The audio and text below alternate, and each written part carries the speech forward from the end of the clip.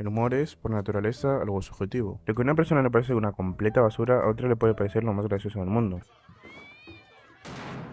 Pero esta subjetividad no es un obstáculo, sino una de las características que hacen que la comedia sea un género tan único y diverso. Además, esto cambia con el tiempo, evolucionando a medida que lo hacen las sociedades. Lo que hace reír a una audiencia en una década puede no resultar gracioso para la siguiente, ya que los chistes, las referencias y los estilos cómicos se ven marcados por su contexto histórico y cultural. Y aunque una película cómica de hace 30 años no nos provoque las mismas risas que a día de hoy, eso no significa que haya perdido valor. Más bien, esas películas reflejan el sentido del humor de su tiempo, y al verlas, podemos conectar con lo que hacía reír a la gente en ese momento. La comedia en el cine ha recorrido un largo camino desde sus inicios, adaptándose a los avances tecnológicos y a los cambios en la forma de consumirlo. Durante los primeros años, en la era del cine mudo, el humor se basaba casi exclusivamente en lo visual. Los grandes pioneros de esta época, como Buster Keaton y el señor del bigote gracioso, Charlie Chaplin, nos enseñaron que una simple mirada, un gesto o una acción podía ser más divertidos que cualquier palabra. Las películas mudas estaban acompañadas de música y efectos sonoros que se apoyaban en las situaciones físicas y en el timing para generar risas. Para este entonces, esa era la era de la cúspide de la comedia. Era como un niño a día de hoy viendo un Skibidi Toilet. Pero la llegada del sonido transformó el cine por completo. La transición del cine mudo al sonoro fue un desafío tanto para los cineastas como para los actores y por supuesto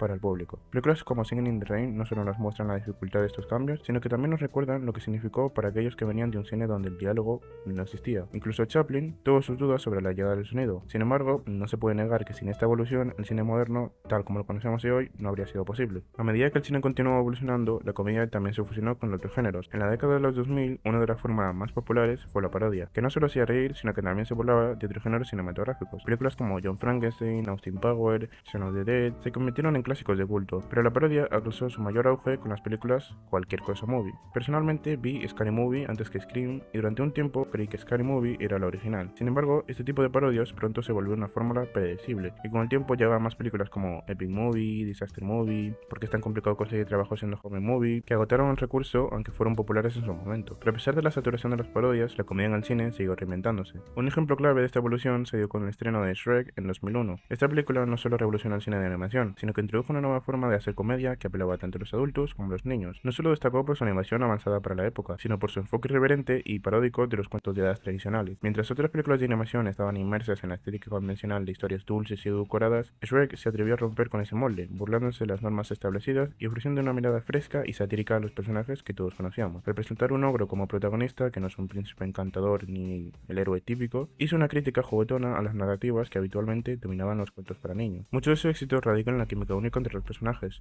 La relación entre Mike Myers y Eddie Murphy es tan natural que el humor fluye de manera orgánica. Los personajes se complementan perfectamente. Shrek como el ogro gruñón y rudo, y Asno como el compañero hablador y optimista. Son básicamente Austin y Smaug de Dark Souls, y ambos crean una dinámica que permiten explorar diferentes tipos de comedia, desde el humor absurdo y físico hasta las bromas más inteligentes y maduras. Esta mezcla de tipos de humor fue una de las claves para que Shrek no solo fuera una película para niños, sino que también para adultos, gracias a sus bromas sutiles y referencias culturales que solo los mayores pueden entender, algo que no se veía con tanta frecuencia en el cine de animación de la época. Sin embargo, a pesar de este éxito, la comedia en el cine ha sido históricamente menospreciada. Las películas cómicas rara vez reciben el mismo reconocimiento que los dramas o los filmes de acción, y los actores que se especializan en este género, como Adam Sandler, son a menudo considerados menos serios. Aunque muchas de sus películas pueden ser flojas evidentemente, no podemos negar que algunas ofrecen un valor genuinamente entretenido. Esas comedias ligeras que disfrutamos sin pensar demasiado, esas que ves un sábado por la noche con el cerebro apagado, porque a veces no necesitamos un cine profundamente intelectual y desafiante. De vez en cuando todos necesitamos desconectar y simplemente disfrutar de la comedia absurda que nos hace reír sin más. Por otro lado, existen comedias que, aunque no tan absurdas, logran conectar de manera profunda con el público. Un claro ejemplo es Superbad, Super Salido, Super Cool,